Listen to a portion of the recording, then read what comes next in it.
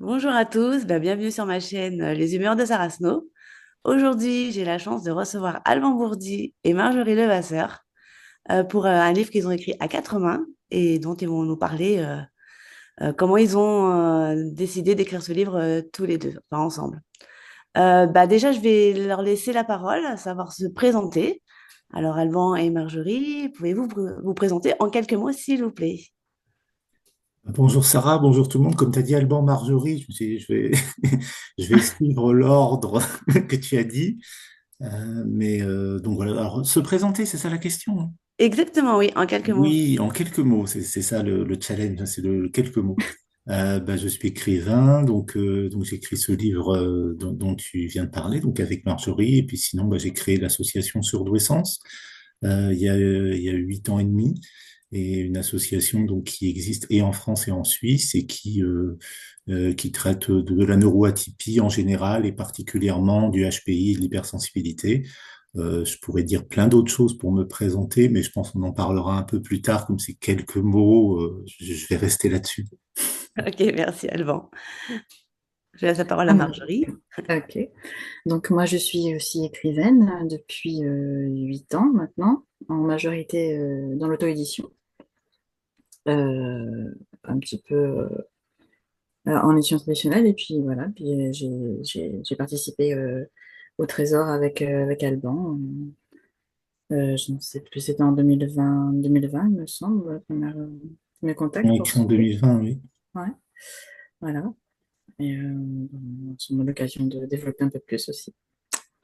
Et d'ailleurs, j'ai même pas dit le titre du livre, donc je rectifie. C'était donc le titre, c'est Le trésor de l'hypersensibilité, parce que je l'ai pas dit au début. C'est très important. Euh, et d'ailleurs, qu'est-ce qui vous a donné envie de devenir écrivain? Parce que je sais que vous avez d'autres casquettes, surtout Alban, mais Marjorie, qu'est-ce qui t'a donné envie d'être écrivain? Ben, un peu par hasard en fait. Je lisais beaucoup. Et puis, j'ai changé pas mal dans mon travail d'aide-soignante avec un monsieur sur mes lectures. Et puis, j'avais une patiente qui me parlait de sa vie sous l'occupation quand elle était jeune. Et ça m'a donné l'idée d'un personnage. Donc, j'ai commencé à écrire un petit peu, pas sur cette dame en particulier, mais voilà, c'est comme ça qu'est venu le premier roman, en fait. Bon, d'accord. Et après, une fois qu'on a mis la main dans Voilà, l'engrenage, on s'y arrête plus, quoi. c'est ça. Et toi, Alban, c'est quoi qui t'a donné envie de mettre enfin, coucher tes mots sur papier? Alors ça, je ne me souviens pas en fait d'avoir eu envie parce que c'était assez viscéral pour moi d'écrire depuis l'enfance, depuis que j'ai su écrire et puis j'ai su écrire sans avoir en plus suivi d'apprentissage pour ça. Un matin comme ça, c'est ce qui a fait que j'ai été détecté après HPI, qu'on m'a fait passer un test. En tout cas, c'est le fait que j'avais su lire et écrire sans apprendre. Et donc l'écriture, j'ai l'impression d'être né avec un stylo à la main. Vraiment. Donc après, il y a la question de d'être écrivain, et ça, je trouve que c'est une question particulière parce que il n'y a pas beaucoup de personnes, en fait, je sais pas quels sont les vrais chiffres parce qu'on entend toutes sortes d'histoires, mais il n'y a pas beaucoup de personnes qui soient comme moi et Marjorie, écrivains d'activité professionnelle première. C'est quand même quelque chose d'assez rare en France et même dans le monde. Et ça, en fait, comme j'écrivais tout le temps, que j'écrivais beaucoup, on me disait toujours, mais toi, tu es un écrivain, mais toi, tu devrais être écrivain. Et entre mes 20 et mes 30 ans, c'était quelque chose que je n'avais surtout pas envie d'être, puisqu'on me disait que je l'étais déjà et que moi, je ne savais pas quoi écrire, en fait. Donc, j'ai un rapport très bizarre à ça, en fait, d'être écrivain, parce que j'avais déjà cette casquette-là, enfin, on me donnait déjà cette casquette-là quand moi, Naturellement. je ne me reconnaissais pas dedans, parce que je me disais, mais j'ai rien de spécial à écrire. Alors oui, j'écris des petits textes comme ça, j'écris un peu toute la journée, mais j'ai pas spécialement une histoire à écrire, je me vois pas écrire un roman. Et donc, j'ai passé le cap en 2012, donc le livre est sorti en 2013, d'écrire un roman en partant sur une histoire autobiographique, ce qui me permettait beaucoup de passer l'étape un peu d'écrire plus de 30 pages, parce qu'en général, quand je commençais d'écrire un livre, il y avait un espèce de blocage à 30 pages, et le fait que ça soit une histoire autobiographique, il n'y avait pas à se soucier de toutes sortes de choses au niveau de la concordance, puisque c'était du vrai. Et donc, ça m'a permis de passer le cap. Et une fois que j'ai passé le cap, ça m'a libéré beaucoup. de créativité littéraire. On va dire, en tout cas, j'ai écrit beaucoup de livres après ça, et ça m'a semblé très facile et très évident, comme un peu ce qu'on me disait avant, alors que jusque-là, jusqu'à ce cap-là, il a fallu que l'histoire elle soit vraiment très douloureuse et à la fois très belle pour que je la couche sur du papier, comme tu disais. Ok. Donc, je ne sais pas si j'ai déjà eu envie d'être écrivain, mais j'ai eu l'impression que j'avais pas le choix, quoi, que je l'étais fondamentalement, même quand moi je le voulais pas, d'ailleurs. Donc, C'est presque naturel en fait. C'est en toi et tu peux pas lutter contre ça, entre guillemets, oui, et quoi. puis des fois j'ai souvent, enfin, des fois j'ai souvent, c'est pas génial, ça. Enfin, des fois j'ai eu l'impression, pas si souvent que ça, mais quand même, que euh, c'était quelque chose de très particulier comme cette posture d'écrivain parce que j'ai l'impression que j'étais pas vraiment dans l'action ou que j'étais pas vraiment acteur de ma vie, mais que j'étais plutôt celui qui prenait du recul et puis qui notait ça sur papier ou Mm. tiens, il arrivait quelque chose, au lieu de le vivre pleinement, tu dis ah oui, ça m'inspire pour écrire ça, donc tu vas dans un coin et t'écris sur le papier. C'est très bizarre hein, comme façon de vivre des fois ce, cette posture de l'écrivain ou cette façon de vivre qui fait que plutôt que d'être dans l'action, on a envie plutôt de créer une autre chose, on a envie de créer un récit. C'est comme des fois quand je commence de lire un livre ou quand je commence de regarder un film, j'ai pas tellement envie de continuer à lire ou à écrire, ça m'inspire pour écrire autre chose. Ouais, c'est vrai. Je crois que j'ai dit écrire deux fois, ça me donne pas tellement envie de lire la suite ou de regarder la suite du film, mais ça me donne envie d'écrire sur autre chose qui peut être en rapport, hein, ou qui peut être souvent en écho, mais en tout cas, je pars sur autre chose comme ça. Donc, ça crée une espèce de décalage. Alors déjà, il y a le décalage de l'hypersensibilité, le décalage du HPI, et il y a le décalage De d'écrire. la créativité, ouais. Super. Et comment vous avez fait, enfin, comment vous avez fait, enfin, comment vous avez décidé d'écrire ce livre à quatre mains et comment vous vous êtes rencontrés? Est-ce que vous êtes amis depuis longtemps? Est-ce que c'est pendant des événements sur l'hypersensibilité que vous êtes rencontrés? Est-ce que c'est une rencontre sur les réseaux? Voilà, je serais assez curieuse de savoir qu'est-ce qui a matché entre vous et qu'est-ce qui a fait que vous aviez envie d'écrire un livre tous les deux ensemble. C'est clair. On s'est rencontrés par la voie de Calliope je me souviens plus de l'année, En Alban, aide-moi. 2018, je pense. Ouais. Enfin, on s'est rencontrés d'abord virtuellement parce que la première rencontre, vraie rencontre, c'était moi, je t'avais croisé à Cône. J'étais là en tant que lectrice. J'étais venue te faire dédicacer un. Je t'ai acheté un livre et je t'avais donné le bonjour d'Emma. Et voilà, ça a commencé comme ça. Après, on s'est vu plus tard. Et puis, pour ce qui est du livre en lui-même, c'est Alban qui m'a proposé. Donc, je sais pas comment l'idée lui est venue. Vous lui poser la question. Eh ben, oui, alors en fait, l'idée elle m'est venue très facilement. En fait, c'est que je commençais donc d'écrire ce livre et je trouvais que le livre il serait incomplet s'il n'y avait pas un regard féminin dessus. Et c'était une espèce d'évidence de demander à Marjorie donc si elle voulait écrire le livre avec moi. Et donc voilà, il y avait un truc pour avoir une espèce de complétude. Et puis j'aimais beaucoup l'idée d'écrire quelque chose avec Marjorie. Alors dans les dates, je vais peut-être me tromper, mais je pense qu'on avait participé tous les deux à un recueil collectif d'histoires de Noël juste avant. Il me semble quand même que Oui, c'était juste je ouais, en sais plus la date. 2019. Oui, oui, 2019. Mm. Donc voilà, j'avais déjà cette idée de proposer une écriture à quatre mains avec Marjorie. Donc un petit peu deux choses qui se rencontraient, le fait d'avoir envie, presque le besoin qui est une auteure, une autrice euh, qui participe au livre pour qu'on soit deux, et puis le fait que j'avais envie aussi d'écrire quelque chose avec Marjorie. Donc voilà, ça a été assez naturel et je vais proposer donc voilà, quand j'avais commencé d'écrire ce livre-là. Et puis oui, on s'est rencontrés, ça me paraît toujours bizarre, parce que c'est vrai que du coup, la première rencontre en présentiel, j'avais pas réalisé que c'était sur tes terres, dans un salon en plus, dont tu es Mm. maintenant régulière. Sur mes terres, oui. Et c'est vrai que toi, t'étais spectateur, enfin, t'étais Ouais. enfin, dans le public, quoi. T'étais peut-être pas à ce moment-là. Après, on l'a fait tous les deux, ce salon de Cône. L'année d'après, je crois, ouais. Ouais. Mm. Et vous avez procédé comment pour écrire ce livre à quatre mains? Est-ce que chacun a, a écrit son témoignage et ensuite vous avez rassemblé les idées ensemble? Ou est-ce que vous avez vraiment écrit Je crois qu'Alban avait tout écrit sa partie, en fait, à la base. Et moi, en fait, j'ai rebondi sur chacun des thèmes, peut-être pas tous d'ailleurs, et j'en ai même créé un Tu l'as supplémentaire rajouté sur la dessus. parentalité. Ouais. Voilà, c'est pas un ping-pong, mais voilà, Alban avait tout écrit et moi j'ai mis mon petit grain de sel après. Voilà. alors, Des thèmes en qui me fait, parlaient plus que d'autres. Voilà. Mm. c'est sous forme de témoignage ou est-ce que c'est romancé? C'est pas Non, c'est pas romancé, non, romancé. c'est pas Non, romancé. Non. c'est vraiment vos témoignages à vous deux. Oui, après, il y a un mélange de témoignages et puis d'aspects pratiques, enfin, c'est de conseils, je vais dire, sur des fois sur Plus certains général. aspects. Ouais.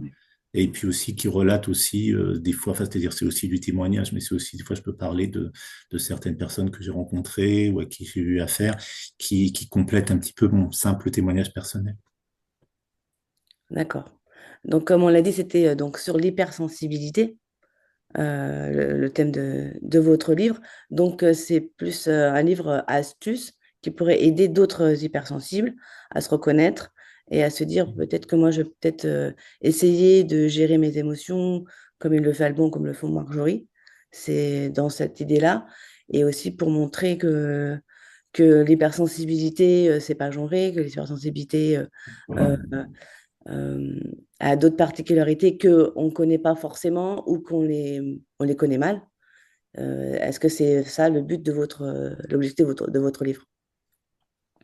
Qui a surtout une pluralité d'hypersensibilité, pas une seule. On est plein d'hypersensibles et chacun va le vivre différemment aussi. Oui, D'accord. bah, comme je dis souvent, c'est l'intensité, un peu le maître mot. Après, cette intensité, elle peut se manifester de toutes sortes de façons.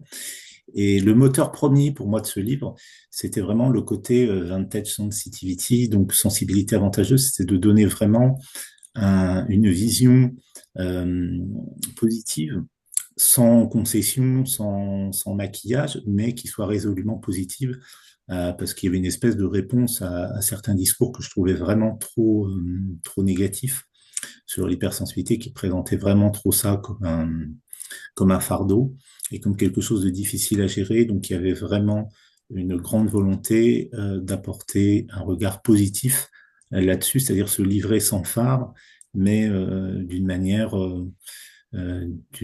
qui valorise donc cette sensibilité, le courant de la sensibilité avantageuse, comme on dit, et voilà, parler d'une hypersensibilité épanouie. Hmm. Un côté plus positif que le côté parfois négatif qu'on voit sur les réseaux ou dans certains livres où les personnalités, comme tu dis, tu as un véritable fardeau pour certaines personnes qui ont du mal à l'exprimer ou qui ont du mal à le vivre en fait. Vous avez mis à peu près combien de temps pour écrire ce livre? Est-ce que c'est sur plusieurs étapes ou c'est un projet déjà il y a longtemps et puis au fur et à mesure vous avez enrichi votre livre ou est-ce que ça s'est fait assez rapidement, assez spontanément? Je pense qu'Alban a mis plus de temps que moi. J'ai Non, écrit c'est parce peu. qu'il, bon, alors déjà au niveau du volume, il en a écrit plus que moi. Donc moi j'ai attendu patiemment qu'il rende sa copie pour me parler de mon expérience à moi. Mais moi j'ai trouvé, moi personnellement, ma partie assez rapide. Parce que oui, je rebondissais sur ce qu'il disait, donc c'était peut-être plus facile, je sais pas. Bon, il y avait déjà de la matière, donc du coup, tu as pu Mm. rebondir sur ce qu'il disait ou enrichir ce qu'il a dit. Parce que moi j'ai l'habitude d'écrire des romans, hein, pas forcément des choses comme ça, donc c'était une sorte de challenge aussi pour moi. Ouais. Mm. Ouais, de se mettre à nu, de parler de son hypersensibilité, Voilà, de parler de oui, c'est soi. beaucoup plus personnel, c'est sûr. Mm. C'est ça. Alors qu'un roman, bah, des fois, on peut se cacher derrière le personnage Mm. et un peu cacher plus ce qu'on C'est ressent ça. que là, bah là, non, en fait, c'est nous, quoi. Donc, Mm. Bah, comme souvent, j'ai passé beaucoup plus de temps à le relire qu'à l'écrire. C'est vraiment quelque chose qui est de plus en plus, parce que je sais pas si pour les premiers on pouvait dire ça, mais là vraiment j'ai l'impression que écrire c'est rapide, mais par contre après relire ça peut être très long. Et donc l'écriture elle a été très fluide et assez rapide quand même. Je me souviens surtout d'avoir écrit ça beaucoup au mois de juin 2020, oui. Et voilà. Après, je sais pas exactement donc sur combien de mois.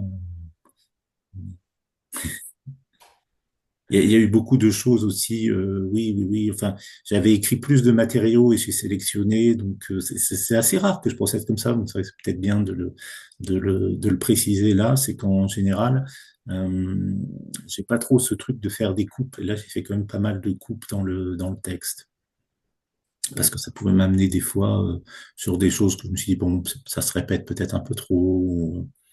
Donc c'est vrai que j'ai fait pas mal de cuts, de montage, chose que je fais pas forcément beaucoup habituellement.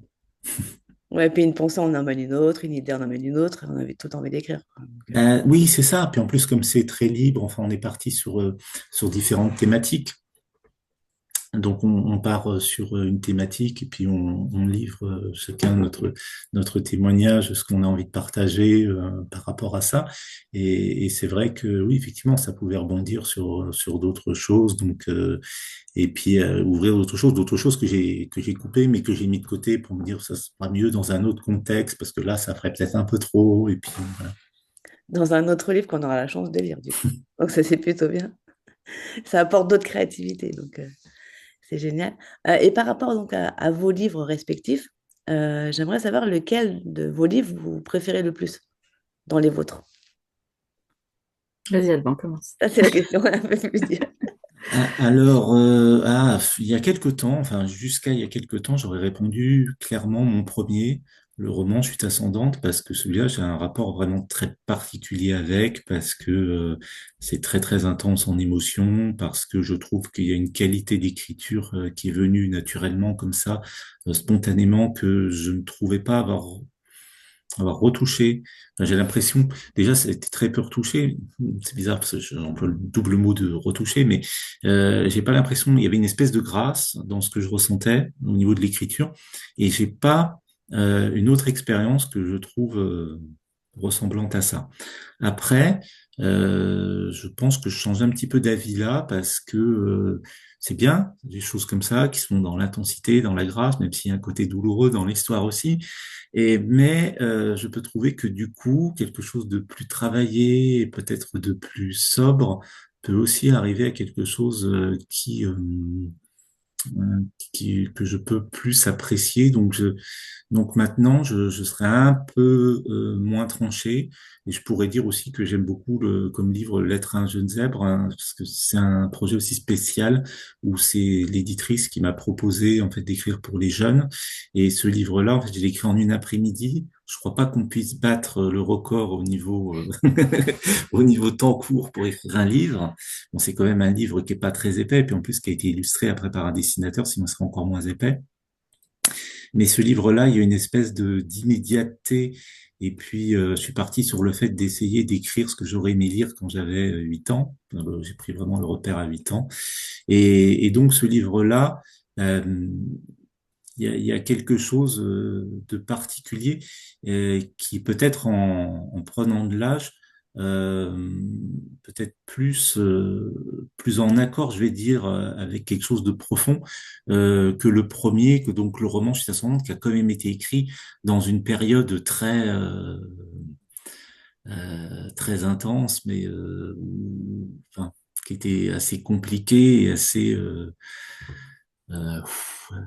je cherche un mot que je ne trouve pas, mais enfin Pas voilà, sombre, il y, mais a- il y avait énormément d'émotions un peu dans tous les sens et il y avait quelque chose de très vif, voilà, dans ce livre que je trouve très bien, enfin, mais je trouve peut-être que un livre qui est écrit comme ça dans une espèce d'instantané, mais dans une période beaucoup plus posée, beaucoup plus épanouie, beaucoup plus heureuse, hein, je peux du coup préférer celui-ci.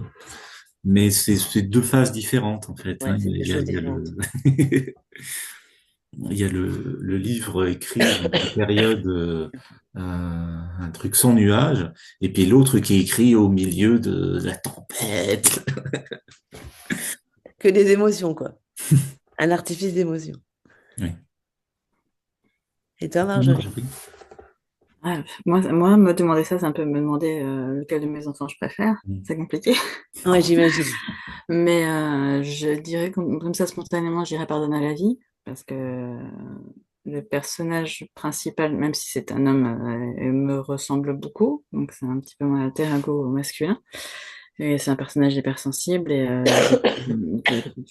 j'ai mis des petites choses personnelles aussi. Donc ouais, c'est sans doute celui-là. Et puis voilà, j'ai beaucoup aimé l'écrire, même si il y avait des passages un peu plus durs à écrire, voilà, forcément. Ben, merci Marjorie. Alors, qu'est-ce que vous faites quand vous n'écrivez pas, en fait? Ah, c'est des questions un peu Je particulières. lis énormément. Je lis beaucoup. Je ne fais pas que ça, hein, quand même. Qu'est-ce que je fais d'autre? Je fais partie d'un club de lecture, donc c'est lié à ma lecture, effectivement. Je fais aussi partie d'une chorale, donc je chante. Voilà, je fais le taxi pour mes enfants. Je, voilà. C'est très artistique, quoi. Et Voilà, c'est très oui. tourné autour du livre, en fait. Enfin, par le taxi, oui. Ouais, alors, au moins tu peux Et le lire dans le chant. taxi aussi. Ou tu peux faire la Euh, lecture au taxi. Ah, c'est moi le taxi, donc Ah ouais, oui, c'est vrai. si c'est vrai que je peux apporter un bouquin dans la voiture en attendant mes enfants. Ouais, oui. Donc la lecture elle est un peu partout en fait. De toute façon, c'est lié. Moi, je me vois pas écrire sans lire à côté. Donc c'est comme si j'avais pas plus d'inspiration. Je puisse pas mon écriture forcément dans toutes mes lectures, mais je pourrais pas. Je trouve que c'est indispensable pour moi. Justement, par rapport à ça, moi, je me dis, comment tu fais pour pas justement te laisser influencer ou te laisser, ouais, dans ton écriture quand tu écris un livre et qu'en fait, t'en lis un en même temps et qui a peut-être le même sujet ou le même thème pour pas être justement Alors, j'essaie de ou choisir mes influencé. Enfin, lectures. Pardon. t'arrives à faire le distinguo entre Euh, toi, ton écriture et l'écriture de l'autre, enfin, la lecture de Ben, l'autre. les histoires sont différentes. Après, j'essaie des fois de lire plus de trucs sombres quand j'écris moi, parce que quand j'écris, ce que j'écris n'est pas forcément sombre, même s'il y a des petites parts dramatiques. Mais non, en général, puis le style est différent aussi. Non, non, j'arrive à faire la part quand même entre ce que j'écris et ce que je lis. D'accord. Ça peut aller. C'est qu'il faut que je travaille, moi, parce que moi, j'ai du mal à lire et écrire en même temps, en fait. Sinon, après, je suis pas C'est submergée. pas c'est pas le même moment de la journée, mais là, en ce moment, j'écris pas parce que j'en ai fini un il y a pas longtemps. Donc là, je lis beaucoup, beaucoup. Voilà. D'accord. Et toi, Alban, qu'est-ce que tu fais quand tu lis pas? Je sais que tu fais des conférences, tu fais des salons du livre, enfin, tu fais plein de choses, mais Oui, bah, c'est ça, j'allais dire, je vais faire plein de choses et je sais pas à la fois quoi citer particulièrement, mais alors, ouais, si je prends une journée type hein, comme ça, quand j'écris pas, j'allais dire j'écris quand même parce que j'écris des messages ou je réponds à des messages.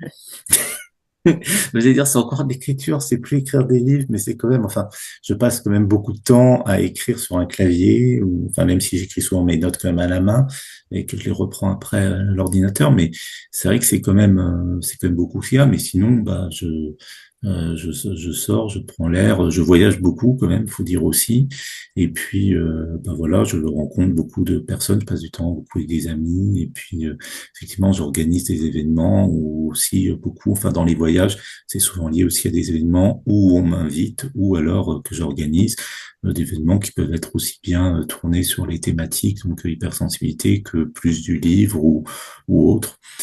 Mais enfin, pour moi, d'écrire, j'écris souvent le mieux. Enfin, là, je parle des notes, hein, puis des idées qui me viennent quand je fais autre chose.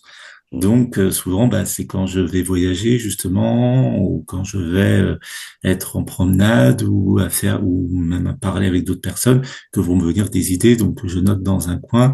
Donc, ça me paraît pas forcément, enfin, on va avoir l'impression que tout ce que je fais en fait dans la vie nourrit mon écriture. Donc il n'y a pas vraiment de moment où j'écris et de moment où j'écris pas.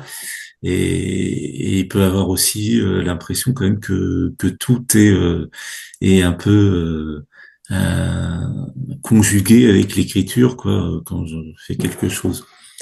Ouais, Parce que, tout est relié, en fait, quoi. oui, parce que j'ai quand même beaucoup, enfin, je quand même passe beaucoup de temps à communiquer par écrit avec, même si j'aime mieux faire des audios maintenant, avec en communication avec les personnes, mais il y a quand même beaucoup de choses quand même qui passent par l'écrit, et voilà.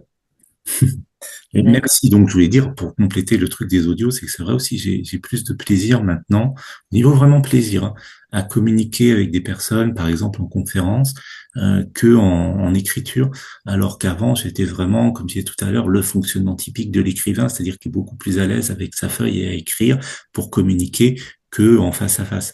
Et ça fait maintenant beaucoup d'années, parce que c'est depuis quasiment la création de Surdouessance, donc il y a plus de 8 ans, que j'ai cet appétit, peut-être plus au niveau envie, au niveau plaisir, de communiquer avec les personnes directement, physiquement, par la voix. J'aime beaucoup aussi communiquer par la voix parce qu'il passe beaucoup de choses, enfin, au niveau sensibilité, au niveau émotion. Et déjà, c'est beaucoup plus facile, je vais dire, de se comprendre. J'aime bien parce qu'on entend le souffle, on entend les variations, on entend les émotions, tout ce qu'il y a en plus des mots. Et c'est vrai qu'avant, moi, j'avais une lecture vraiment où c'était le saint mot, et c'était le mot surtout qui voulait dire quelque chose. Quand on dit qu'on écoute surtout la communication non verbale, ça me paraissait horrible quand j'étais plus jeune, parce que je me disais, mais non, mais tout est là dans le mot, il n'y a pas besoin de regarder le tour. Le tour, c'est ce qui est autour pour faire le paquet, mais ce qui est important, c'est le mot. Et maintenant, c'est vrai que ben, j'accorde toujours beaucoup d'importance au mot, mais j'aime mieux quand il est vraiment incarné que quand il est juste écrit sur une feuille ou sur un écran. Et en plus, on se comprend mieux quand on parle avec des mots incarnés, en engageant ses sens, que juste comme ça sur une feuille. Après, c'est un rapport j'allais dire, très particulier que j'ai avec l'écriture où des fois je peux dire je la rejetais plus ou moins parce que c'est comme quelque chose qui est tellement présent en nous que des fois on, enfin, tout tourne autour de ça, ou des fois au contraire non, on la rejette parce qu'on dit ah non, mais il y a des choses de pas se comprendre, il y a des chances de pas se comprendre, et puis c'est quand même mieux en vrai. Mais ça fait ça que à la mesure de l'impact que ça a dans notre vie, des fois on le rejette un peu parce que pour prendre un petit peu de liberté, on va dire, et pas tous se laisser grignoter par l'écriture. Puis bon, l'oral aussi, au moins, on a un retour spontané aussi de la personne. C'est ça, oui, qui est très Alors que important. C'est ça que l'écriture, j'ai c'est quand même trouvé assez frustrant solitaire. des fois, oui. Mm. J'ai trouvé frustrant des fois dans les retours écrits qu'on écrit. Il y a quelque chose dans lequel on met beaucoup de nous et tout ça, puis on n'a pas forcément de retour. Même quand on a un retour, c'est quand même très succinct, et on n'a pas vraiment vu, et même des fois quand c'est un retour écrit, enfin il reste un petit quelque chose comme ça où effectivement quand on peut voir les émotions des personnes, leurs réactions en direct, ben oui, ça nous nourrit plus, et sensoriellement c'est beaucoup plus touchant que si c'est juste par l'écrit. Et quand il y a quelqu'un qui a un livre, vraiment, on en a mis toute sa vie, je vais dire, je pense vraiment au premier, mais bon, c'est dans beaucoup de choses, c'est comme ça, hein. Et la personne me dit, ah oui, c'était bien, je l'ai lu en 2 heures. Oui. Ouais, mais bon, c'est quand même un peu, ah oui, seulement 2 heures, et bon, t'as trouvé ça bien, c'est bien, et puis 2 heures, c'est que ça t'a intéressé, quoi, mais il reste quand même un petit truc qui est un peu frustrant, dire qu'on aurait aimé comme que ce soit plus, enfin, qu'il y ait quelque chose qui soit, oui, comme un peu plus en profondeur, ou sur le temps, enfin voilà. Ouais, qu'ils le posent, qu'ils le reprennent et qu'ils s'enrichissent encore à C'est qu'il nouveau. y a un lien vraiment, quelque chose de charnel avec déjà l'objet livre, et puis avec l'histoire qu'il y a dedans. Ouais, parce que c'est comme ça qu'on l'écrit. On l'écrit avec notre cœur et notre sensibilité. Donc forcément, on a besoin que l'autre aussi le ressente de la même façon, quoi. Euh, et quel est votre livre préféré? Enfin, votre livre de chevet que vous avez actuellement sur si vous, enfin, Marjorie, apparemment, elle en a un, mais je sais pas Oui, si elle en a un, de votre livre de chevet oui, actuel. c'est un roman jeunesse, enfin jeunesse, ado. Ça fait partie d'une série, ça s'appelle Le Reste du Monde. C'est chez les éditions Ladoux. C'est une sorte de trilogie écrit par le collectif Pluriel. C'est trois autrices qui ont mis en commun. Alors, les personnages les héroïnes sont liées, mais les histoires peuvent se lire indépendamment, en fait. Là, c'est une jeune fille qui a quitté l'Ukraine avec sa petite sœur pour revenir en France. Voilà. D'accord. J'aime bien lire d'autres choses que des trucs adultes, donc voilà. J'ai acheté à Brive il y a pas longtemps. Ouais, Je- bah, c'est bien. Hmm. C'est plutôt cool. Et toi, Alban? Moi, j'ai pas un livre que je suis en train de lire en ce moment, donc alors, en ce moment, je suis en phase d'écriture assez intensive parce que j'ai 3 livres qui sont quasiment finis et ça commence à devenir un peu à gag depuis le temps qu'ils sont quasiment finis. Je ne sais pas lequel sera fini en premier en plus, donc c'est vrai que j'arrive pas trop dans ces moments-là à me lancer dans une lecture. Euh, donc voilà, surtout que c'est de la phase un peu technique parce que tout est écrit, il suffit juste de l'agencer, de le mettre en forme bien. Et voilà, donc j'ai pas de livre sur ma table de nuit en ce moment. Après le livre de chevet, au début je pensais livre de chevet de manière récurrente comme ça. Récurrente, ouais, Mais aussi. ça je sais pas, mais je pourrais dire des livres, ouais, peut-être des livres d'Amélie Nothomb notamment qui ont toujours beaucoup accompagné dans son genre de lecture, même s'il y a parfois des histoires qu'elle écrit dans lesquelles, enfin, qui ne sont pas dans mon univers, je vais dire, mais j'aime beaucoup sa gourmandise des mots et sa façon d'écrire et de ressentir les choses. Euh, Puis voilà, il y a André Dhôtel aussi qui est un peu aussi, je retrouve aussi cette, cette manière de dire les choses. Et des fois, effectivement, je devrais prendre au hasard comme ça plus souvent leurs livres pour relire juste un petit passage comme ça, à quel point il y a une précision et une beauté à la fois. Enfin, il y a quelque chose qui peut être très inspirant de la forme hein, déjà, hein, de la forme de leur écriture que je trouve vraiment particulièrement belle et parlante et qui permet de se poser. C'est intense dans l'émotion tout en étant assez sobre. Donc là, je trouve vraiment quelque chose qui est très nourrissant et qui permet de recentrer quand en plus on a tendance à trop penser ou à ressentir les choses, mais de manière pas assez concentrée. Et donc voilà. Mais après, oui, non, dommage, j'ai pas un livre à montrer comme Marjorie, mais ça doit faire. Moi, j'ai lu toutes les questions, c'est pour ça que je l'ai sorti. Elle a triché. Et puis D'ailleurs, je n'ai donc, même pas montré votre livre, parce que je ne l'ai pas là, votre livre, mais si vous l'avez, vous le montrez, ça serait super. Ah voilà. Comme ça, on va pouvoir revenir, je vais pouvoir faire une... c'est la nouvelle Oui. mouture. Et puis on peut citer revenir sur le notamment. titre du livre, Le trésor de On l'hypersensibilité. voit peut-être à l'envers, hein, Non, non, non, Oh non, on non, le voit très très non? bien. Ah bon, ok. non, Il est c'est pas super en joli et inversé. On tout. voit bien. Ok. Il est tout en sensibilité, comme je dirais en fait. Les couleurs elles s'y prêtent super bien par rapport au thème et tout. Et donc oui, pourquoi ce titre? Le trésor de l'hypersensibilité. Même si ça paraît évident, mais Oui, c'est que ça m'a paru vraiment évident ce que j'allais dire. Même je me souviens pas d'un moment où limite je t'ai déjà parlé de ce titre-là quand je t'ai proposé, Marjorie, non? J'ai tellement l'impression que le titre était à la base, mais j'ai un Ah, doute.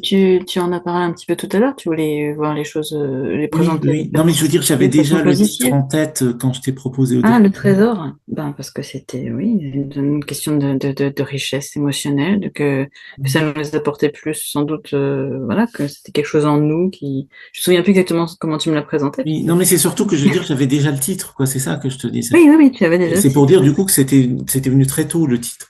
Et Enfin, effectivement, à l'époque, c'était ultra sensibilité, mais ça change pas oui. grand-chose. Ouais. Oui, le truc du trésor, en tout cas, c'était venu vraiment très Mm. spontanément avec l'idée vraiment du livre, hein. C'est-à-dire le côté de montrer la richesse de la sensibilité et la richesse dans les deux sens, c'est-à-dire aussi bien la diversité, comme disait Marjorie tout à l'heure, que le côté positif quand on l'accepte, enfin quand on l'accueille et qu'on se met dans des conditions qui permettent à notre hypersensibilité de fleurir et non pas d'être en permanence blessé par le contexte. Et donc voilà, c'était pour valoriser vraiment le côté de la haute sensibilité qui est ouais, qui est une richesse parce que il y a un afflux de choses qui, à partir du moment où on ne se sent pas débordé par ça, ben c'est comme un trésor, c'est quelque chose dans lequel on peut puiser et quelque chose euh, qui rend la vie plus belle, plus colorée, plus intense et plus diverse. Donc voilà, ce qui est illustré hein, sur la couverture, tous ces petits gemmes, tous ces petits trésors qui sont au fond de nous et puis qu'on peut laisser voilà, prendre leur place, échanger avec les autres. Et l'idée vraiment de départ, c'était de prendre un peu le contre-pied, comme dit Charlotte dans la préface, d'ailleurs, parce que Charlotte Wyss nous a fait une préface, et l'idée de prendre le contre-pied de cette lecture parfois négative qu'on peut avoir sur le fait que l'hypersensibilité, c'est lourd, en plus des fois, et pour la personne hypersensible et pour l'entourage, pour les autres. alors que pas du tout. Ça peut être lourd quand c'est mal vécu, quand il y a un conflit ou quand il y a quelque chose qui est pas en accord avec soi, mais fondamentalement non. Et donc voilà, le trésor de l'hypersensibilité, c'est l'idée aussi d'avoir un comme un réservoir de choses auxquelles on a accès et qui embellissent ou qui enrichissent la vie. Donc là, en dehors enfin, c'est pas un trésor caché que vous voulez dire, c'est un trésor en fait que vous pouvez partager à tout le monde. Alors qu'à Oui, d'habitude, un enfin, trésor, c'était en peut-être fait, un on trésor peut le caché au garder départ, mais l'idée précieusement. justement, c'est Voilà, de le exactement. partager, de le faire C'est ça. rayonner. On a envie de Puis le dans notre métier partager. créatif, c'est quand même, je trouve que c'est un plus dans nos métiers créatifs Ah oui, oui. d'avoir cette hypersensibilité aussi. Et puis c'est vrai que ben c'est le truc, c'est que le corps et les émotions parlent plus fort et beaucoup de gens donc disent ah non non c'est horrible et tout ça. Bon, dans certains contextes oui, si on vit quelque chose de douloureux, c'est sûr, ça va sembler vraiment oui horrible, j'allais dire. Hein, c'est une répétition, mais c'est une chance à la fois qui nous parle plus fort parce que ça nous permet de, si on l'écoute, si on se met dans les conditions pour pouvoir l'écouter, ben c'est comme si on avait une présence amicale en nous, je vais dire, enfin une guidance intérieure qui est plus forte. Et ça, rien que ça, déjà, je trouve que c'est un trésor. Et puis l'idée, c'était vraiment de valoriser ce fait que cette hypersensibilité, elle nous parle pour nous guider, elle nous veut du bien, même si des fois on peut avoir l'impression qu'elle nous veut du mal parce qu'on veut à tout prix faire quelque chose et puis que notre sensibilité n'est pas d'accord ou qu'on vit dans des contextes où avec certains troubles qui nous empoisonnent. Mais fondamentalement, si on arrive à se mettre dans les meilleures dispositions pour l'écouter, bah, c'est quelque chose au contraire qui nous guide et qui nous guide de manière donc plus évidente que pour des personnes moins sensibles. Donc c'est un cadeau, voilà, c'est le trésor aussi dans le sens de cadeau. Ouais, comme tu dis, en fait, c'est pas l'hypersensibilité qui nous rend malheureux, c'est la situation dans laquelle on vit, le contexte, notre expérience qui fait que notre hypersensibilité, elle est plus ou moins forte ou moins intense dans certaines situations, quoi. Mais c'est pas en soi l'hypersensibilité qui nous fait du mal, au Oui, c'est contraire. qu'elle est révélatrice et amplificatrice de ce qu'on est. Exactement. C'est notre booster de créativité, dans un sens. Et des fois, ça peut être aussi un booster plus négatif dans certains aspects, mais si on l'accueille et si on arrive à apprivoiser nos émotions, tout devrait bien se passer, normalement. Euh, et ben, je crois qu'on a fini notre interview. Je vais peut-être aussi rappeler que vous êtes sur les réseaux sociaux. Vous avez, je crois qu'Alban, tu as une chaîne. Marjorie, je crois que tu es sur Instagram. Maintenant, je remettrai tout dans le lien de la vidéo. Où est-ce qu'on peut trouver votre livre, votre petit trésor, enfin, votre grand trésor de l'hypersensibilité? Est-ce qu'on peut le retrouver sur toutes les plateformes ou Non, juste sur Amazon pour l'instant. D'accord. Faire Oui. un peu un test pour voir comment. Comment ça prend? Voilà. Pour le Ok, moment, très oui, bien. c'est une édition Amazon, donc on peut juste le trouver là. Bah, alors, je vous encourage tous à aller voir vite sur Amazon le trésor de l'hypersensibilité En e-book et en format papier, hein, les deux. Mm. en papier, en format e-book, comme le souligne Alban. Et puis, bah, moi, je vous souhaite une très jolie journée en toute sensibilité et je vous dis à très vite pour d'autres interviews sur cette chaîne YouTube. Merci.